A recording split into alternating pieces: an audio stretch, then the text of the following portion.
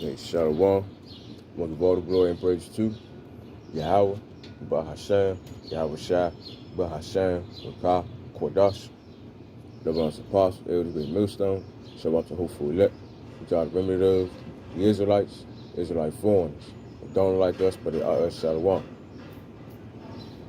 Alright, I ain't got no title, but I'm going to get straight to the lesson. We'll be in Second Thessalonians, chapter 2, verse 1. We'll read out the NLT. Alright. No, Salah. Now, dear brothers and sisters, let us clarify some things about the coming of our Lord, Yahweh Shai, and how we will be gathered to meet him. Don't be so easily shaken or alarmed by those who say that the day of the Lord has already begun. Don't believe them, even if they claim to have had a spiritual vision, a revelation, or a supposedly letter from us. So basically, don't believe anybody just talk about something the Lord came or the Lord already been came. Don't believe it. All right? Pay attention to what everybody that was being said, what's being told. The Lord is not here yet. We all should know that. All right, verse 3. Shalakia. Shalakia. We'll read verse 2 again. Don't be so easily shaken or alarmed by those who say that the day of the Lord has already begun. Don't believe them, even if they claim they had a spiritual vision, a revelation, or a letter supposedly from us. Don't be fooled by what they say, for that day will not come until there is a great rebellion against Yahweh Bashem Yahushua, and the man of lawlessness is revealed, the one who brings destruction. And not lately, but everybody should know that this lawless man is the wicked. All right, so-called Esau and descendants. And everybody want to be just like him, for real. They want to believe his ways. All right? They lawless also because they chose to be lawless. All right, and I'm talking about the 2/3. They chose to be wicked, so they go for their ass too. So the Lord what Paul is basically telling us, don't be alarmed and don't be fooled. Stay grounded, do what you're supposed to do. But pay attention to what the wicked going to do. Verse 4. He will exalt himself and defy everything that people call God and every object of worship. He will even set in the temple of God and claiming that himself is God. So you already see that Esau and his descendants, his descendants is out here claiming to be the Lord, on damn whether they're not. We all should know that. He think he's the power of the Lord. That's why he think he can out here create certain things. Also, that's why he's trying to get everybody to get that rice grain in their hand or in their forehead. Because he want to be controlled. He want to know what everybody's thinking. And yeah, he want to control everybody. He want to be just like the Lord himself. All right, so that's a perfect example right there. That rice grain, that sea hill. Perfect example of how he trying to think he exalt himself like he the Lord at the end of the day. Salaki, man. I'm keeping watching something else too. Verse 5. Don't you remember that I told you about all this when I was with you? All right.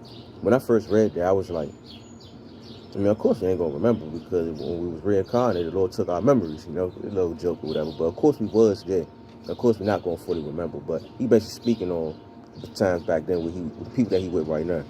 All right, but spiritually, though, that's why all of this was written down. Because back then we was there listening. So, when we die and come back, we'll have it all written down here in this letter, right? So we can remember. Oh, all right. Now that we understand reincarnation, yeah, well, I somewhat could picture myself being back there with Paul, listening to stuff, Just to give you a little glimpse of what I was thinking, basically, about reincarnation and all that being there. But as we read, though, we all remembering. Shalaki, if I say too much, throw you off a bit. Through the Spirit, though, you understand what I'm saying. All right, verse 6.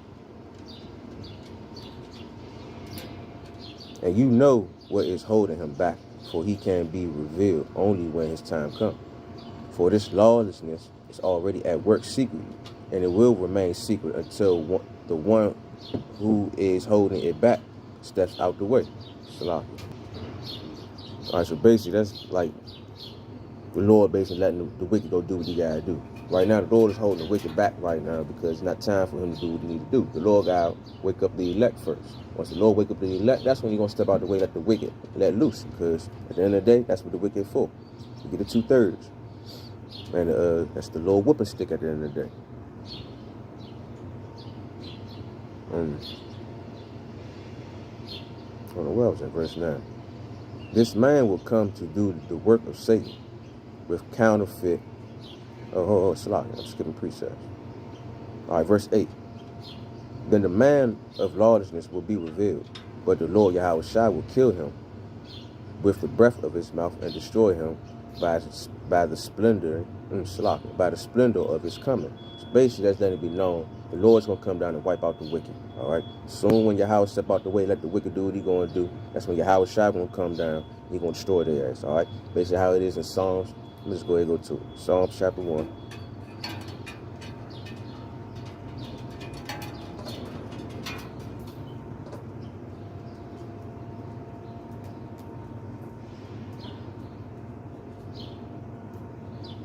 Let me just read 5 or 6. Psalms chapter 1, verse 5 and 6. Therefore, the ungodly shall not stand in the judgment, nor sinners in the congregation of the righteous.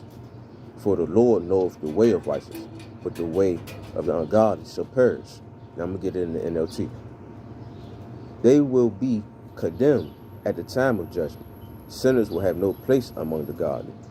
For the Lord watches over the path of the godly, but the path of the wicked leads to destruction. So let it be known, the ungodly, the wicked, whatever you want to call them, their ass is no more. They're going to be destroyed.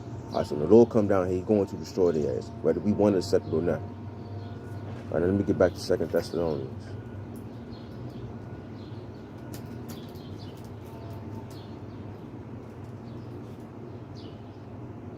Second Thessalonians, verse, what was that, 8?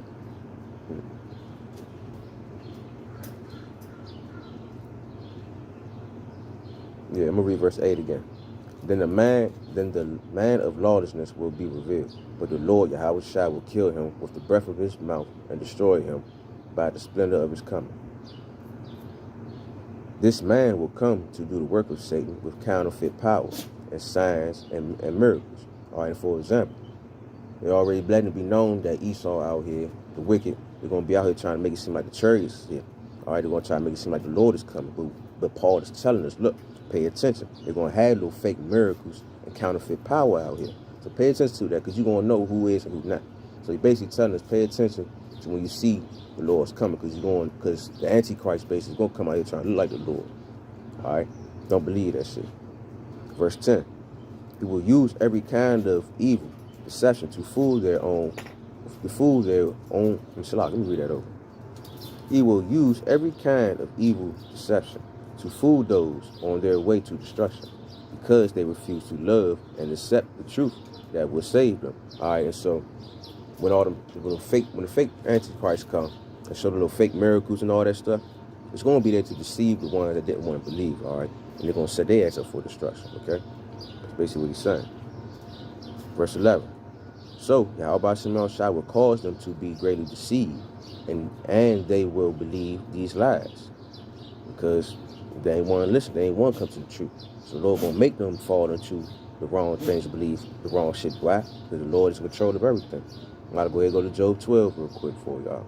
You already know about this, but for all the newcomers, Job 12 and 14.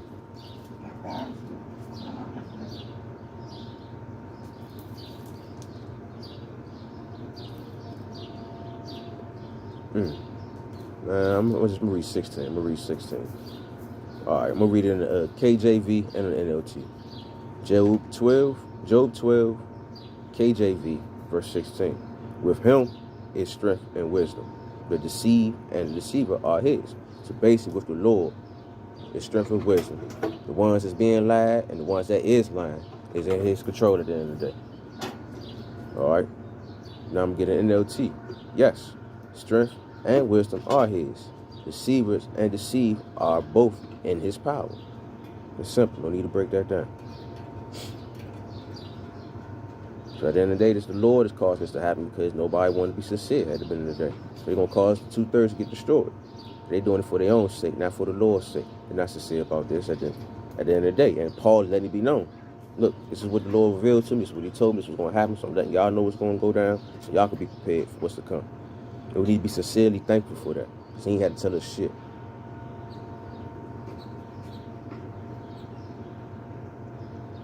Now I'm gonna read 10 again.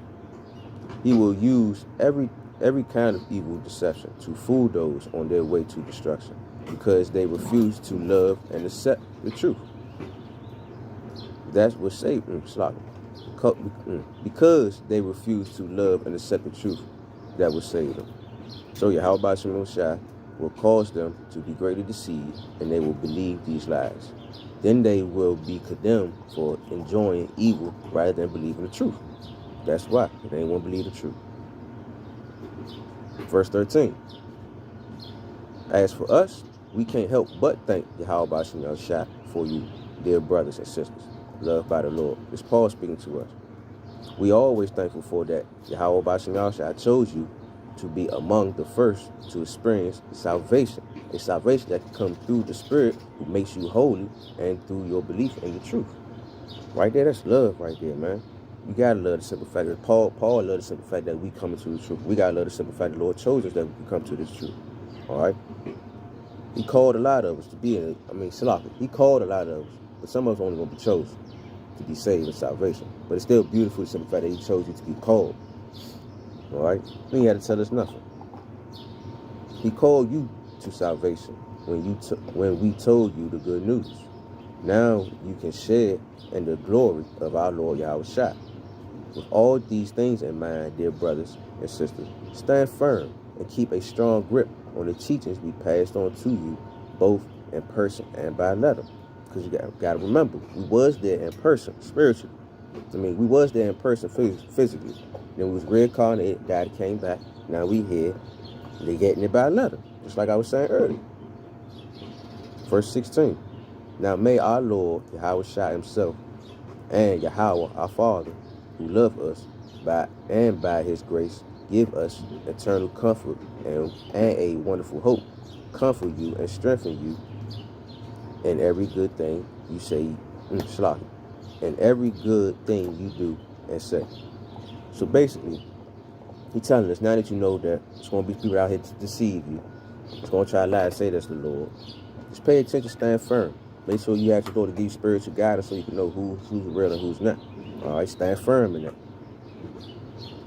Because at the end of the day, that's going to keep us strong. I'm about to go to my favorite precept. I'm going to close out in there. I'm going to get in a Good News translation now.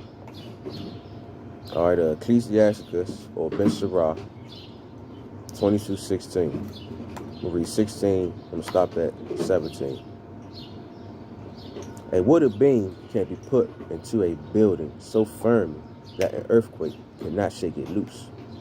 A person can be trained to use reason and good sense so well that he keeps his head when a crisis comes.